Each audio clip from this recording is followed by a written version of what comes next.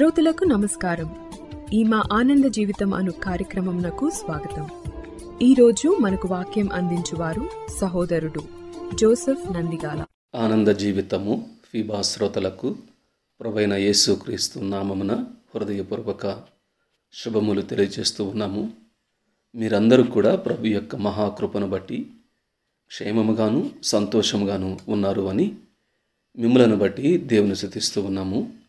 మీ కొరకు ప్రార్థన చేస్తూ ఉన్నాము.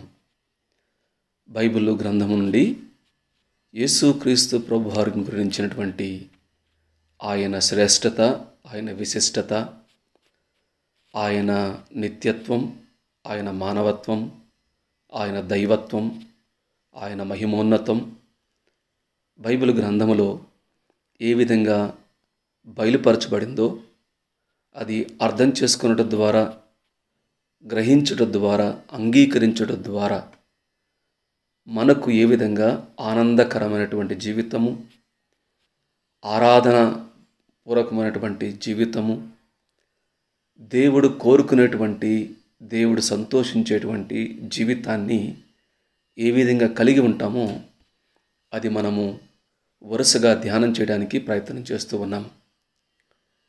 ఈరోజు యోహాను సువార్త 1వ అధ్యాయము 4వ వచనాన్ని చదువుతున్నాను. ఆయనలో జీవముండెను, ఆ జీవము మనుషులకు వెలుగై ఉండెను.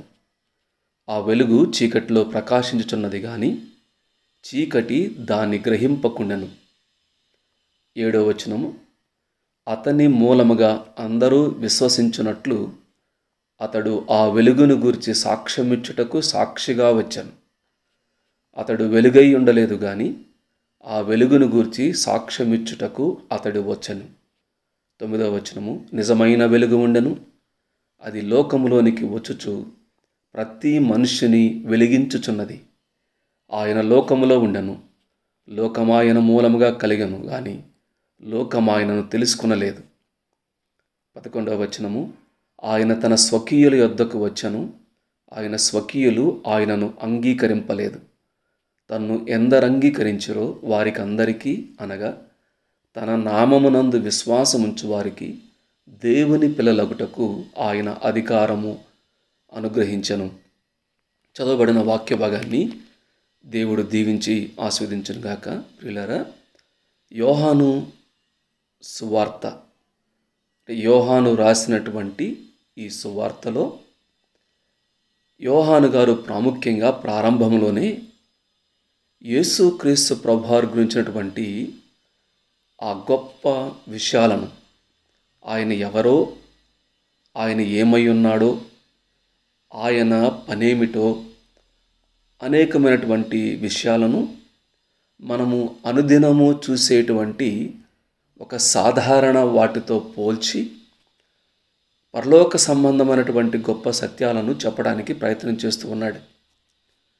మనం మొదటి 4 అధ్యాయంలో ఆదియందు ఆయన ఉన్నవాడు, ఆయన నిత్యత్వము, ఆయన సమానత్వము, దేవునితో సమానుడు, ఆయన దేవుడు అని, ఆ దేవుడే మానవునిగా వచ్చాడు అనేటువంటి భావన, వాక్యము, యేసుక్రీస్తు ప్రభువారు వాక్యము అయి ఉన్నాడు అనే మాటలో ఆలోచన చేశాం. రెండవది, యేసుక్రీస్తు ప్రభువారు సృష్టికర్త, సమస్తము ఆయన మూలముగా కలిగెను, కలిగి ఉన్నదేదియు ఆయన లేకుండా కలుగలేదు అనే మాట మనము చూసాం. ఆయన మూలముగా లోకము కలిగినవి అనేది ఆయన సృష్టికర్తగా మనము గమనించాం. అదే సమయంలో యేసుక్రీస్తు ప్రభువారు జీవము గలవాడు, ఆయన సజీవుడు, ఆయన జీవాధిపతి, ఆయన జీవజలముల ఊట, ఆయన జీవమును ఇచ్చేటువంటి వాడు అని యేసుక్రీస్తు ప్రభువారు జీవమై ఉన్నాడు, నిత్య జీవాన్ని, సమృద్ధి అయినటువంటి జీవాన్ని మనకి ఇస్తాడు అని యేసుక్రీస్తు ప్రభువారు జీవమై ఉన్నాడు అనే మాట మనం ధ్యానం చేశాం. ఆ జీవమే మనుషులకు వెలుగుగా ఉంటుంది అని గత వారములో మనం కొంత జ్ఞాపకం చేసుకున్నాం. ఈరోజు యేసుక్రీస్తు ప్రభువారిని ఇక్కడ యోహాను గారు మరొక శ్రేష్టమైనటువంటి దానితో పోల్చి ఆయన గుణలక్షణములను, ఆయన స్వభావాన్ని, ఆయన యొక్క విశేషణాన్ని మనకు తెలియజేస్తూ ఉన్నాడు. అక్కడ ఏమన్నాడు అంటే 9వ వచనంలో నిజమైన వెలుగు అన్నాడు. ఆ వెలుగు చీకట్లో ప్రకాశిస్తుంది అన్నాడు. 9వ వచనంలో నిజమైన వెలుగు అన్నాడు. 5వ వచనంలో ఆ వెలుగు చీకట్లో ప్రకాశిస్తుంది అన్నాడు. ప్రతి మనిషిని వెలిగిస్తుంది అన్నాడు. ఆ వెలుగును గురించి సాక్ష్యం ఇచ్చేటువంటి వ్యక్తిని కూడా చెప్పాడు. అర్థమవుతుంది అనుకుంటాను. అంటే యేసుక్రీస్తు ప్రభువారిని వెలుగుగా, లైట్ అనేటువంటి దాంతో పోల్చి యోహాను గారు యేసుక్రీస్తు ప్రభువారి గురించినటువంటి గొప్పతనాన్ని చెప్తూ ఉన్నాడు. మరికొంచెం ముందుకు వెళితే యేసుక్రీస్తు ప్రభువారే ఇదే యోహాను సువార్త 8వ అధ్యాయంలో 12వ వచనంలో నేను లోకమునకు వెలుగును, నన్ను వెంబడించువాడు చీకట్లో నడువక జీవపు వెలుగు కలిగిండునని వారితో చెప్పాను. నేను లోకమునకు వెలుగును అన్నాడు. యోహాను గారు తన పత్రికలో దేవుడు వెలుగై ఉన్నాడు, ఆయనలో చీకటి ఎంతమాత్రం, ఆయన యందు చీకటి ఎంతమాత్రము లేదు అని దేవుడు వెలుగై ఉన్నాడు అన్నాడు. ఇక్కడ యేసుక్రీస్తు ప్రభువారి గురించి ఆయన వెలుగు అని చెప్తున్నాడు. అంటే అర్థం ఏంటి? యేసుక్రీస్తు ప్రభువారు దేవుడు, ఆయన లోకమునకు వెలుగై ఉన్నాడు అనే మాట చెప్తూ ఉన్నాడు. దీని గురించి మనం కొంత అర్థం చేసుకోవడానికి ప్రయత్నం చేద్దాం. ఎందుకు యేసుక్రీస్తు ప్రభువారిని వెలుగుతో పోల్చి ఏం అర్థం చేసుకోవడానికి, ఆయన గుణలక్షణములు, ఆయన స్వభావాన్ని ఏమి అర్థం చేసుకోవడానికి యోహాను గారు ప్రయత్నం చేస్తూ ఉన్నారు? ఆత్మచేత మనకు వ్రాయించాడు అనేది ఆలోచన చేస్తే సాధారణంగా మనకు వెలుగును గురించి, కాంతి అంటాం కదా, మనం కాంతిని గురించి ఆధునికంగా అభివృద్ధి చెందుతున్న కొలది కొంత అవగాహన మనకు పెరుగుతూ ఉంటుంది.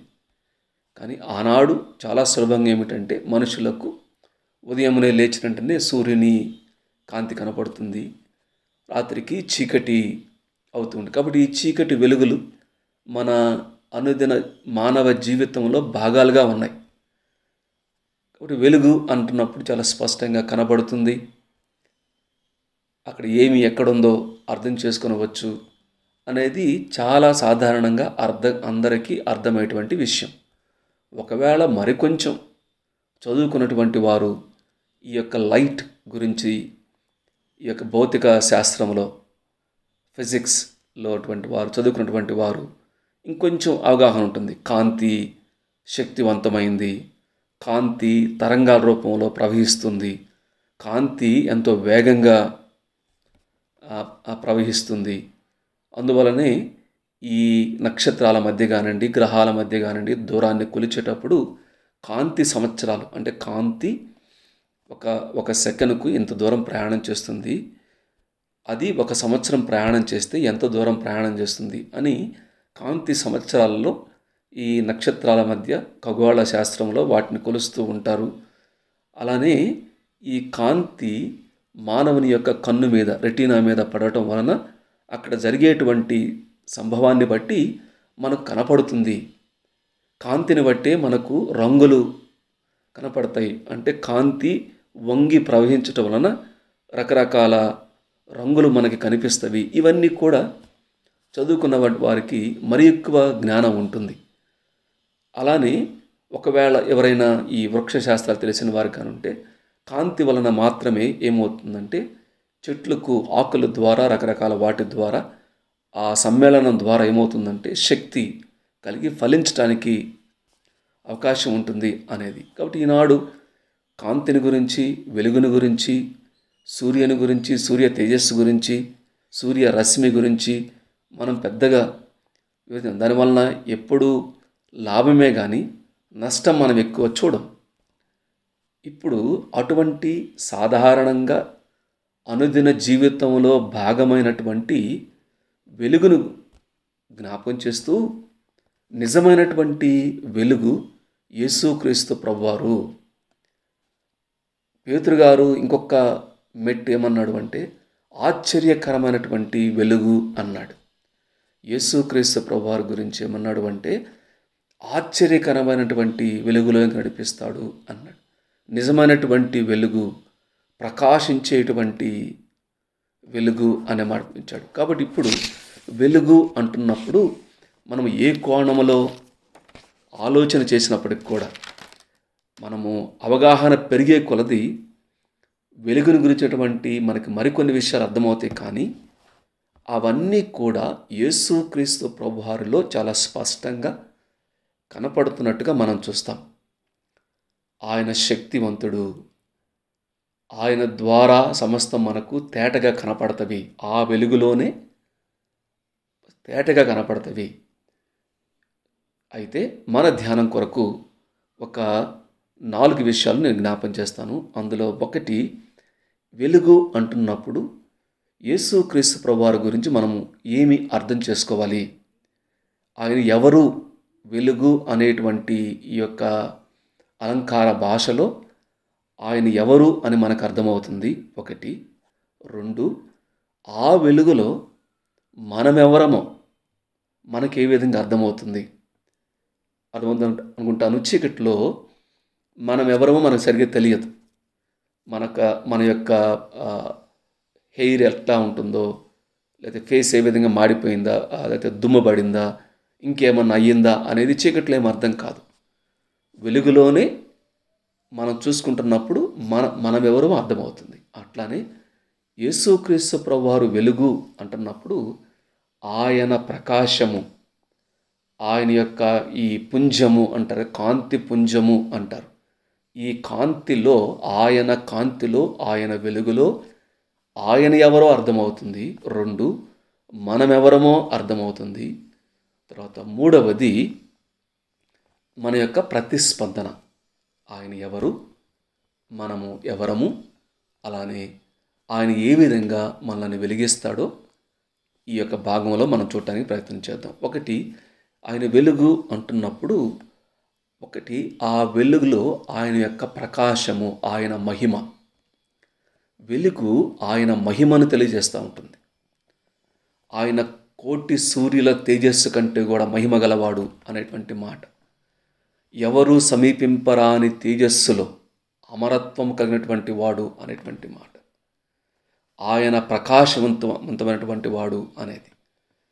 ఆ యేసుక్రీస్తు ప్రభువారు ఈ భూలోకంలో ఉంటున్నప్పుడు శిష్యులకు అర్థం కావటానికి ఒకనొక సమయంలో ఆయన ఒక పర్వతం మీదకు ఒక 3 శిష్యులను తీసుకువెళ్ళి ఆయన రూపాంతర అనుభవంలో ఆయన ప్రకాశాన్ని చూశారు, ఆయన మహిమను చూశారు.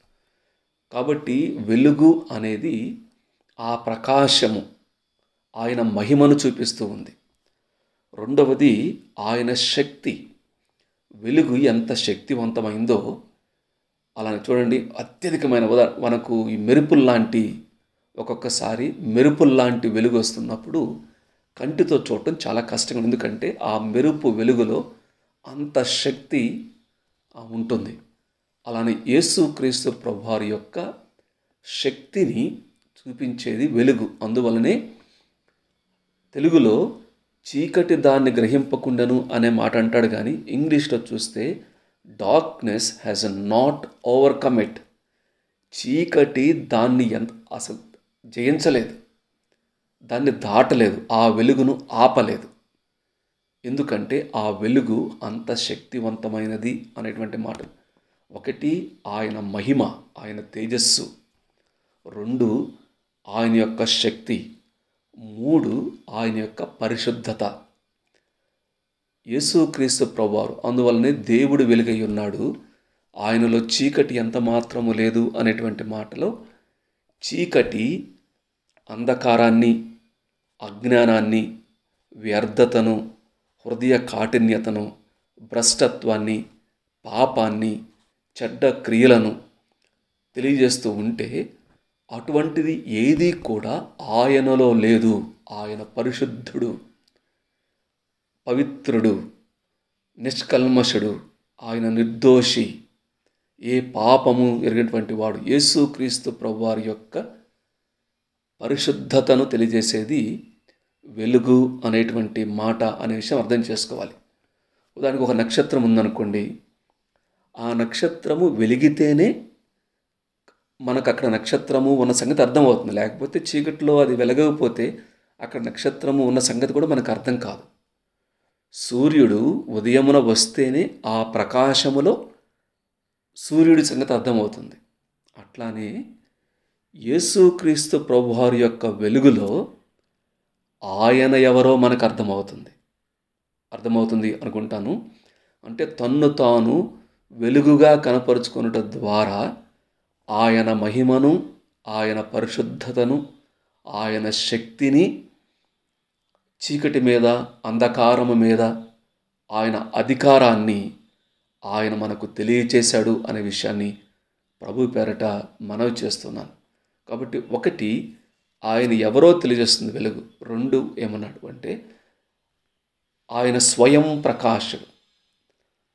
ఆయన సూర్యుడు ఏ విధంగా స్వయం ప్రకాశము అంటామో, యేసుక్రీస్తు ప్రభువారు కూడా ఆయన వెలుగై ఉన్నాడు.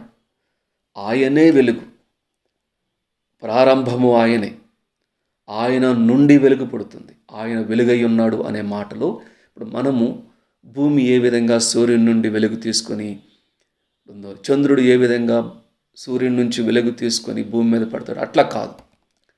అది వేరే ద్వారా వచ్చినటువంటి వెలుగు కాదు. ఆయనే వెలుగు, ఆయనే జీవం. ఆయన సృష్టింపబడినవాడు కాదు, ఆయనే సృష్టికర్త, ఆయనే ఉన్నవాడు. అట్లానే వెలుగు అంటంలో ఆయన యొక్క స్వయం, సెల్ఫ్ గ్లోరీ, సెల్ఫ్ ఎగ్జిస్టెంట్ అనేటువంటి మాట మనకు స్పష్టంగా అర్థమవుతుంది. అదే సమయంలో ఆ వెలుగట ఇప్పుడు ఏమన్నాడు అంటే అది లోకంలోనికి వచ్చుచు ప్రతి మనుష్యుని వెలిగించుచున్నది అన్నాడు. చాలా శ్రేష్టమైన మాట. చీకట్లో ప్రకాశించుచున్నది ప్రతి మనుష్యుని వెలిగించుచున్నది అన్నాడు. ఏమిటి వెలిగించటము అంటే దాని అర్థం ఏంటంటే, భూమికి సూర్యుడు ఏ విధంగా వెలుగో మానవ హృదయాలకు యేసుక్రీస్తు ప్రభువారు వెలుగై ఉన్నాడు. అపోస్తలుడైనటువంటి పౌలు దీన్ని ఈ విధంగా పోల్చాడు. భూమి సృష్టి ఆరంభంలో దేవుడు వెలుగును ఏ విధంగా కలుగజేశాడో అది సృష్టి కొరకు, భూమి కొరకు. యేసుక్రీస్తు ప్రభువారు మనుష్యుల హృదయాలకు ఆ విధంగా వెలుగుగా ఉన్నాడు అంటాడు కదా. 2 కొరింథీ 4:5-6 వచనాల్లో అంధకారము నుండి వెలుగు ప్రకాశించునుగాక అని పలికిన దేవుడే తన మహిమను గురించిన జ్ఞానము యేసుక్రీస్తునందు వెల్లడిపరచుటకు మా హృదయముల్లో ప్రకాశించను అన్నాడు. ఆనాడు భూమి దేవుని యొక్క ఆత్మ అంధకారంతో నిండి ఉన్నప్పుడు, అంధకారంతో దేవుడు మాట ద్వారా వెలుగు కలుగు చేశాడు. వెలుగు కలుగును గాక అని మాట ద్వారా ప్రకృతికి, ఈ భూమికి, ఈ సృష్టికి దేవుడు వెలుగిచ్చాడు. అయితే ఇప్పుడు యేసుక్రీస్తు ప్రభువారు అంధకారములో ఉన్నటువంటి మానవ హృదయాలు, అంటే నిరీక్షణ లేకుండా, ఆనందము లేకుండా, సంతోషము లేకుండా, అజ్ఞానంగా, అవివేకంగా, పాపాన్ని బట్టి దేవునికి దూరంగా బిక్కు అంటున్నట్టుగా నరకానికి, దేవుని యొక్క శిక్షకు, దేవుని యొక్క ఉగ్రతకు పాత్రులై దాని నుంచి దొంగ ఊబిలో, ఒక వ్యక్తి ఊబిలో పడినట్లుగా ఆ అంధకారమైనటువంటి మానవునికి వెలిగివ్వటానికి యేసుక్రీస్తు ప్రభువారు ఈ లోకానికి వచ్చాడు అనే మాట జ్ఞాపం చేసుకోవాలి. అలానే సూర్యుడు వెలుగు అందరికీ, దేశభేదము లేదు, మత భేదము లేదు, వర్గ భేదము లేదు, వర్ణ భేదము లేదు, విద్యా భేదము లేదు, లేకపోతే స్త్రీ పురుష భేదము లేదు, చిన్న పెద్దలని లేదు, అధికారం లేనివారు అని లేదు, ధన భేద అంటే ఏ భేదము లేదండి. సూర్యుని యొక్క ప్రకాశము అన్ని చోట్ల అందరికీ ఏ విధంగా ఉందో యేసుక్రీస్తు ప్రభువారు అందరికీ, లోకంలో ఉన్నటువంటి మనుషులందరికీ కూడా ఆయన వెలుగుగా ఉన్నాడు అనే విషయాన్ని జ్ఞాపం చేసుకోవాలి. సూర్యునికి ఏమన్నా వెల చెల్లిస్తున్నారా? ఈరోజు ఉదయించినందుకు, ఈరోజు నాకు వెలిగించినందుకు ఏమైనా నీవు డబ్బు చెల్లిస్తున్నావా, అది ఉచితము అన్నట్టుగా యేసుక్రీస్తు ప్రభువారు ఆయన ఉచితముగా ప్రేమతో మానవుని కనికరించి, మానవుని ప్రేమించి, మానవుని యొక్క వెలిగించడానికి ఆయన ఈ లోకానికి వచ్చాడు అనే విషయాన్ని జ్ఞాపం చేసుకోవాలి. కాబట్టి ఒకటి, ఆయన ఎవరో తెలియచేస్తుంది, ఆయన వెలిగిస్తాడు అనేటువంటి మాట కూడా జ్ఞాపకం. రెండవది, ఈ వెలుగు ఏం చేస్తుందంటే ఆ వెలుగులో ఆయన ఎవరో అర్థమవుతుంది. రెండు, మనమెవరో అర్థమవుతుంది. మనము ఎవరము అంటే ఇక్కడ ఇందాక నేను జ్ఞాపకం చేస్తున్నట్టుగా అంధకారంలో ఉన్నటువంటి వారము, చీకట్లో ఉన్నటువంటి వారము. మన నిజ స్థితి ఏంటంటే దేవునికి దూరస్తులుగా, నేరస్తులుగా, పాపులుగా, శిక్షకు పాత్రలుగా ఉన్నటువంటి స్వభావాన్ని తెలియచేస్తూ ఉంటుంది. ఇంకా భయంకరమైనటువంటి పాపం ఏమిటంటే యేసుక్రీస్తు ప్రభువారు అంటే వెలుగును తృణీకరించటం. దేవాతి దేవుడే మానవునిగా ఈ లోకానికి వెలుగుగా వస్తే ఆ వెలుగును తృణీకరించి చీకటినే కోరుకోవటమే భయంకరమైన పాపం.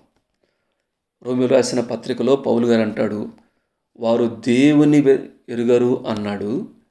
ఇక్కడ యోహాను గారు ఏమన్నాడు అంటే, లోకం ఆయన మూలంగా కలిగింది కానీ లోకం ఆయన్ని తెలుసుకోలేదు అని చెప్పన్నాడు. దేవుని యొక్క పాత నిబంధనలో మనుషులకు వ్యతిరేకంగా, దేవుని మాటకు వ్యతిరేకంగా, ప్రవక్తలకు వ్యతిరేకంగా పొరపాటు చేశారు, తిరుగుబాటు చేశారు, పాపం చేశారు. దేవుడు ఆ అజ్ఞాన కాలమందు చూసి చూడనట్లుగా ఉన్నప్పటికి కూడా ఇప్పుడు తన సొంత కుమారుడే, దేవాతి దేవుడే, త్రిత్వంలో ఉన్నటువంటి రెండవ వ్యక్తే వెలుగుగా ఈ లోకానికి వస్తే ఆ వెలుగులో మన నిజస్థితిని అర్థం చేసుకుంటూ దాన్ని కానీ తృణీకరిస్తే, ఆ వెలుగును కానీ త్రోసివేస్తే అది భయంకరమైనటువంటి పాపము అనే విషయం మనము జ్ఞాపకం చేసుకోవాలి. అందుకే తీవ్రమైనటువంటి శిక్ష ఉంటుంది. కాబట్టి రెండు, మన స్థితి అర్థమవుతుంది. మూడోది ఏమన్నాడు అంటే ఇక్కడ, ఆయన తన స్వకీయుల యొద్దకు వచ్చాను, లోకం తెలుసుకోలేదు, స్వకీయులు అంగీకరించలేదు. మూడవది మన ప్రతిస్పందన ఏమిటంటే, తనను ఎందరు అంగీకరిస్తారో ఈ యొక్క చీకట్లో ఉన్నటువంటి మానవుని కొరకు యేసుక్రీస్తు ప్రభువారు వెలుగుగా వచ్చి ఆయన ఏ విధంగా పరిశుద్ధంగా జీవించి తన ప్రాణాన్ని ఆ సిలువలో అప్పగించాడో అది మనకు చాలా స్పష్టంగా, మన శిక్ష ఆయన మీద భరించాడు, ఆయన మోసాడు, మన భారాన్ని ఆయన మోసాడు, మన శిక్షను ఆయన మోసాడు, మన శాపాన్ని ఆయన తీసుకున్నాడు, మన చీకటిని ఆయన అనుభవించి ఆయన వెలుగును మనకు ఇచ్చాడు. ఇప్పుడు ఏమంటాడు అంటే, రెండు పనులు చేయాలి. ఒకటి, తన్ను ఎందరు అంగీకరించారో వారికి అందరికీ, అనగా తన నామమునందు విశ్వాసం ఉంచు వారికి దేవుని పిల్లలకుటకు ఆయన అధికారం అనుగ్రహించను. ఎవరైతే ఈ వెలుగు దగ్గరికి వచ్చి ఆయనను అంగీకరించడం అంటే విశ్వాసం ఉంచటం. అయ్యా, నేను పాపిని, నీవు వెలుగై ఉన్నవాడవు, నేను చీకటై ఉన్నాను, ఇదిగో ప్రభువా, నిన్ను అంగీకరిస్తే నా హృదయాన్ని నీవు వెలిగిస్తావు, ఆశ్చర్యకరమైన వెలుగులోకి తీసుకువస్తావు, అంధకారాన్ని తీసివేస్తావు, చీకటిని తీసివేస్తావు, పాపాన్ని తీసివేస్తావు అని ఎవరైతే యేసుక్రీస్తు ప్రభునందు విశ్వాసం ఉంచుతారో, కాబట్టి వారు ఆయన పిల్లలవుతారు, వారు వెలుగు సంబంధులుగా ఉంటారు అన్నాడు. కాబట్టి మొట్టమొదటి ప్రతిస్పందన ఆయనను అంగీకరించుట, ఆయన యందు విశ్వాసం ఉంచుట. రెండవ ప్రతిస్పందన ఏమిటంటే, ఇక్కడ బాప్తిస్మిచ్చి యోహాను గురించి చెప్తూ వెలుగును గురించి సాక్ష్యం ఇచ్చుటకు సాక్షిగా వచ్చాను అన్నాడు. రెండవది, ప్రభువు నమ్మిన వారు ఏం చేయాలి అంటే, వెలుగైనటువంటి ఈ యేసుక్రీస్తు ప్రభువారికి ఈ లోకంలో సాక్షులుగా ఉండాలి. సాక్షులుగా ఉండటం అంటే, ఇదిగో నేను వెలిగించబడ్డాను, ఆయన నిజమైనటువంటి వెలుగు, ఎవరైతే ఆయన అంగీకరిస్తారో మీరు కూడా వెలిగించబడతారు, దానికి సజీవ సాక్షిని నేను, నా జీవితము, ఇదిగో దేవుడు నన్ను వెలిగించాడు, చీకట్లో నుండి ఆశ్చర్యం తీసుకొచ్చాడు, మరణములో నుండి జీవంలోనికి దాటించాడు, దూరమున్నటువంటి నన్ను దగ్గరకు తీసుకువచ్చాడు అని ఆ వెలుగుకు సాక్షిగా ఉండాలి అని దేవుడు కోరుకుంటున్నాడు. కాబట్టి ఈ సమయంలో ఆయన మహిమ వెలుగు ఆయన మహిమను, ఆయన పరిశుద్ధతను, ఆయన శక్తిని, ఆయన స్వయంభవత్వాన్ని తెలియజేస్తూ ఉంది.